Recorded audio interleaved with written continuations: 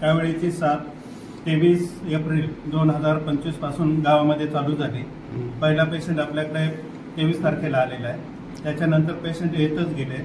आतापर्यंत आपण 49 patient admit केलेले आहेत आणि त्याच्यापैकी 7 पेशंट रेफर केले, त्यांना बाहेरची गरज होती ते, आणि काही पेशंट डिस्चार्ज करून घरी पाठवलेले आणि आज नवीन पेशंट 4 ॲडमिट झाले।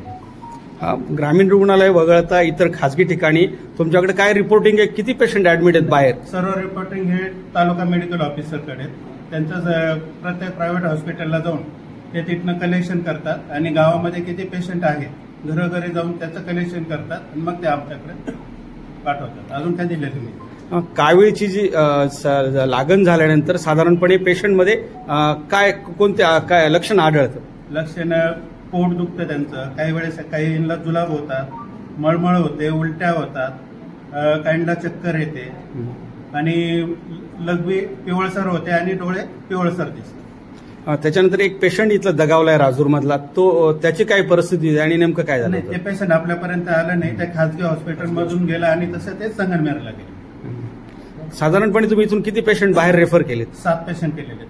त्यांची काय परिस्थिती सध्या? त्यांचं बिलिरुबिन लेवल वाढल्यामुळे त्यांना पुढे पाठवण्यात आलं होतं। नाही, पण आता रिपोर्टिंग काय त्यांचं सध्या? नाही, तुम्हाला माहित नाही? पहिल्या कावीळपेक्षा आताची कावीळ किती आढळतात? आता पहिले जे पेशंट यायचे त्याच्या मानाने आता कमी येतो। कावीळ होण्याचं मुख्य कारण काय? पाण्याचं स्रोत। मग आरोग्य विभागाचं ते काम आहे ना की रोज पाणी तपासणे, नमुने घेणं वगैरे, याची काय माहिती सध्या तुमच्याकडे? आता विठा पेशी चांडर राजूर गाव असल्यामुळे राजूर गावामध्ये जो MPW त्याचं काम आहे का प्रत्येक 15 दिवसाला पाणी नमुने घेऊन ते प्रयोगशाळेत पाठवणं आणि लागण झाल्यानंतर अख्ख्या गावामध्ये PSCचे लोक येऊन सर्वे करतात आणि ते पाणी नमुने पाठवून पेशंटचे जे सॅम्पल आहे ते पुण्याला कोणत्या कावीळीनं ते डायग्नोज करण्यासाठी पाठवले। मग राजूरची सध्या शहराची किंवा राजूर गावाची सध्याची परिस्थिती काय? किती तपासण्या साधारणपणे झालेल्या आहे गावामध्ये एकूण आतापर्यंत? कारण आरेश राजूरमध्ये आहे ना, मग राजूरमध्ये किती तपासण्या झाल्या? आरोग्य सेवक तुमचे कुठं कुठं गेले, काय गेले, काय परिस्थिती? चांडर असल्यामुळे ते माझ्याकडे येत नाही, ते मस्त तिकडे गावामध्ये थांबतात, तिकडून तिकडे जातात। 21 तारखेला तुमच्याकडे पहिला पेशंट सापडला, आज 1 तारीख आहे, म्हणजे 10 दिवसापेक्षा जास्त काळ झाला, अद्यापही कावीळ आटोक्यात का नाही? पाणी कावीळचा टाइम, जो टाइम आहे त्याचा इन्क्युबेशन पिरियड तो 14-15 दिवसाचा आहे, त्याच्यामुळे थोडा टाइम लागतो त्याच्यामध्ये। साधारणपणे हे जे कावीळचे पेशंट जे आढळले, साधारण यांचं वयोमर्यादा किती आढळली अशी काय? 5 वर्षापासून तर ते आपल्याला 22 ते 25 वर्षापर्यंत आढळले।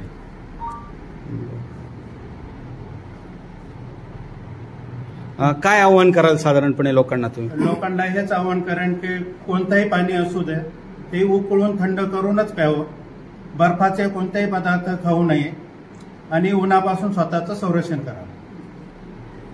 पासून साधारणतः राजूर गावात मळमळ होणे, उलट्या होणे, जुलाब होणे असे पेशंट निघायला लागले, परंतु लोक सर्वसाधारणपणे खाजगी हॉस्पिटलला ते लोक ऍडमिट करतात आणि मग जेव्हा काही लोक पेशंट सिरियस व्हायला लागले त्यानंतर राजूरमध्ये कावीळची साथ लागण झाल्याचे लक्षात आले।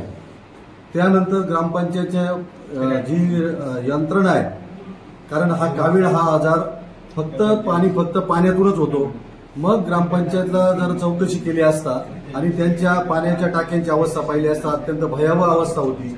गेले 2 वर्षापासून पाण्याच्या टाक्या साफ केलेल्या नव्हत्या, मग त्या पाण्याच्या टाक्या जेव्हा साफ करायला गेले तेव्हा त्या ठिकाणी अत्यंत वाईट परिस्थितीत त्या गाळ, घाण, कचरा सगळ्या गोष्टी होत्या, परंतु त्यानंतर देखील ग्रामपंचायतने कोणतंही ठोस पाऊल उचललं नाही। मला वाटतं काल परवा आम्ही विचारणा केली असता गेले 15 दिवसापासून ग्रामपंचायतीची साधी मासिक मीटिंग सुद्धा घेतली नाही। या ठिकाणी असलेला ग्रामसेवक, ग्रामविकास अधिकारी वरपे हा आणि हे ग्रामपंचायतचे सर्व सदस्य, सरपंच, उपसरपंच व सर्व सदस्य हे अजिबात गांभीर्याने घेत नसल्यानं कोणत्याही प्रकारची उपाययोजना केली नाही।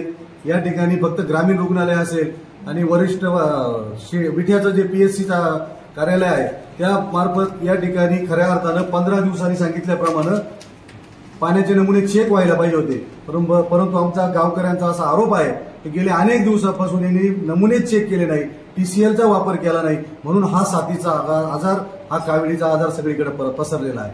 आज खऱ्या अर्थानं अजूनपर्यंत मला वाटतं ग्रामीण रुग्णालयात सिरियसली कुणी घेतलं नाही, कारण अजूनही PHC आणि RH आणि बाकीच्या यंत्रणांचं कोणतंही असं एकत्रित काम दिसत नाही.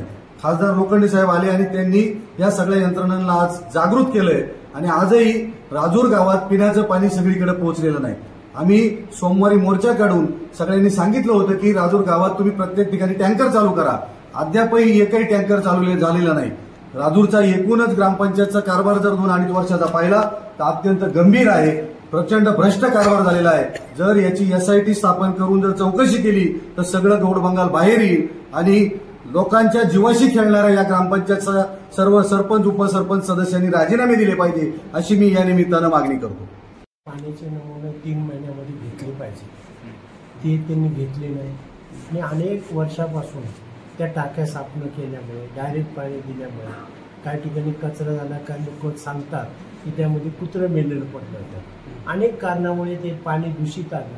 ते दूषित पाणी आल्यामुळे नागरिक असतील, महिला असेल, पुरुष असेल, मुलं असेल, सर्वांनी पाणी पिल्यामुळे तो कावीळचा आजार या ठिकाणी राजूरमध्ये निर्माण झालेली परिस्थिती आहे. मी एकच सांगेन, इथे अधिकारी वगैरे आहे की तातडीने नगरची एखादी टीम प्रत्येक घराचं सर्वे केला पाहिजे, रक्त नमुने चेक केले पाहिजे आणि त्या घरातल्या कोण बाधित असेल तर रिपोर्ट 4 दिवसा म्हणजे 2 दिवसामध्ये कसा येईल आणि त्याला निदान झाल्यानंतर त्याच्या घरामध्येच गोळ्या औषधाने उपचार करता येईल. त्यामध्ये राजकारण न करता आपल्याला गावात आलेला आजार तो रोखला पाहिजे.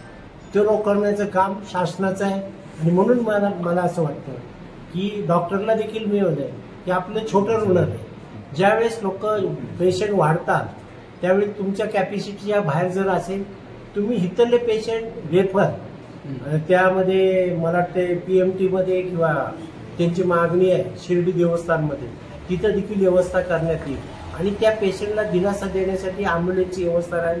तिथे एखादा माणसं त्याच्याबरोबर राहील, ते गरीब लोक आहेत तिथं की तिथं जेवणाची व्यवस्था केली जाईल, दवाची काय व्यवस्था असेल ती शासनामार्फत त्या पेशंटला पुरवली जाईल आणि व्यवस्थित झाल्यानंतर ती अँब्युलन्सची सुविधा गावामध्ये आणून सोडण्याचं काम शासनाचं असल्यामुळे मी संबंधित COशी बोललो, BDOशी बोललो, तहसीलदारशी बोललो, आता संबंधित कलेक्टर साहेबांशी बोललो. ह्यांना कसा दिलासा देईल. आता प्रत्येक 6 वार्ड आहे, त्या 6 वार्डामध्ये प्रत्येक वार्डामध्ये एक टँकर उभा केला तर तिथले लोक चांगलं पाणी स्वतः घेऊन पिण्यासाठी वापरतील. आता डॉक्टरनी जसं सांगितलं कोणचंही पाणी आणलं त्याचा आजार काय माहिती नाही, पण आपल्याला उकळून थंड केलेलं पाणी सर्वात उत्तम आहे आणि ते नागरिकांनी केलं पाहिजे. आणि जे पेशंट आहेत त्यांनी आपली दक्षता त्यावेळेस पथ्य पाळून ह्या आजारावर मात करण्याची भूमिका आहे. मी शासनाला एकच सांगेन की तातडीने ह्या पेशंटला राजकारण न करता आपल्याला गावातून कावीळमुक्त आणि आपलं गाव सुदृढ होण्यासाठी, कावळीपासून अलिप्त राहण्यासाठी आपण सर्व प्रयत्न करावं.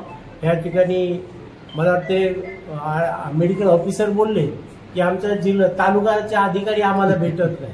मी आता त्यांना फोन करतो आणि संयुक्त कारवाई करू. गावचा काही तालुक्याचे काही अधिकारी भेटतील आपल्याला, स्टाफ काही बाहेरच्या नगर जिल्ह्याचा जरी असेल त्याला संयुक्त करून प्रत्येक गाव हे 1-2 दिवसामध्ये टेस्ट करून रक्ताचे रुमाने टँकरचे हे गावाला सर्वांना साथ देऊ या ठिकाणी कावीळमुक्त पुन्हा करण्याची भूमिका आपण ठेवली पाहिजे. ग्रामपंचायतचं काम आहे त्यामध्ये आता ग्रामसेवकाला जसा बंडतर्फ केलं तसं मला वाटते मेडिकल ऑफिसर जो आहे त्याला देखील बंडतर्फ केलं पाहिजे. कारण हेच राजूर गाव मोठं आहे, आदिवासी पट्ट्यातलं आहे, सर्व सरकारी कार्यालय आहे, इथे सर्व पॉलिटिकली सुरूळ आहे. अशा परिस्थिती काय ड्राय भागामध्ये असेल किंवा आदिवासी पट्ट्यामध्ये असेल त्यांना तर वालीच कोण नाही.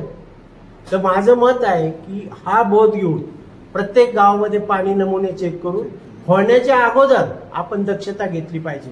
जर आपण मेडिकल ऑफिसरला आता डॉक्टरला सस्पेंड डिसमिस केलं नाही तर अशी परिस्थिती नगर जिल्ह्याने महाराष्ट्रामध्ये निर्माण होईल. त्याची दक्षता घेऊन त्याला तातडीने बंडतर्फ केलं पाहिजे. पाणी किती दिवस झालं, लहान मुलं आहेत, आजारी माणसं आहे, माणसं इफेक्ट होईल ना. आता किती दिवस झालं येऊन 4-5 दिवस हा, मग आता तुम्ही दूषित पाणी, आजचा रिपोर्ट जर दूषित पाण्याचा असेल तर मग काय होणार आहे? एवढी तुम्हाला दक्षता घ्यायला पाहिजे. सर्व काय, तुम्ही पहिलं टँकरनी पाणी आणा, आता ते होईल त्यावेळेस होईल. हा नमस्ते, इथे मी आलोय राजूरला. अहो ते आता नमुने पण दूषित पाण्याचे आले.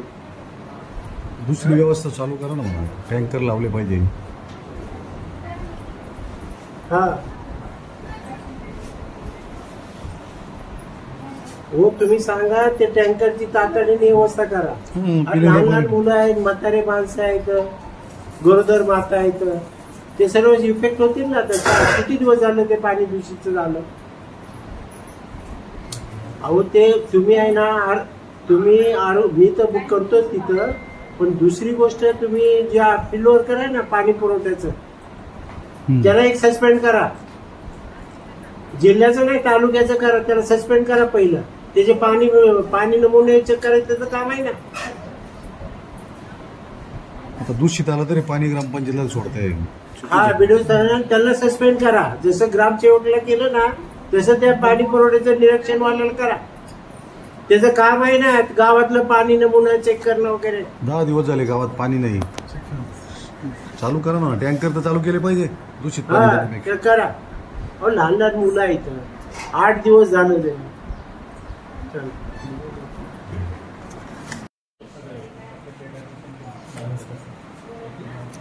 डॉक्टर अभिनय लांबते. पाण्याचे नमुने चेक केले आज परत दूषित आलायचं.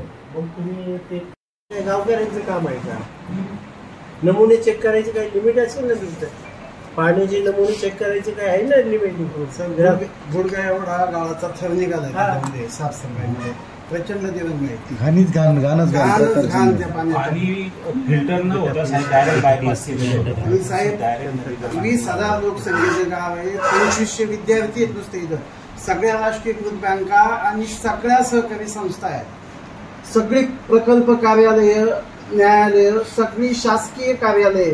अशा सिच्युएशन मध्ये, अशा परिस्थितीमध्ये इथं शेजारच्या गावातल्या लोकांना सुद्धा प्रादुर्भाव झाला. प्रमुख कारण आता राजूरला आले ते, आता पाण्याचे नमुने पण दूषित करून आले. आता नवीन टेस्ट.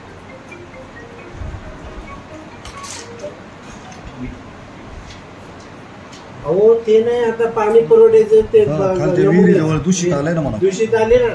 तुम्ही आता तातडीने टँकरची व्यवस्था करा. हा, आणि तुम्ही जरा थांबा त्याच्यामध्ये.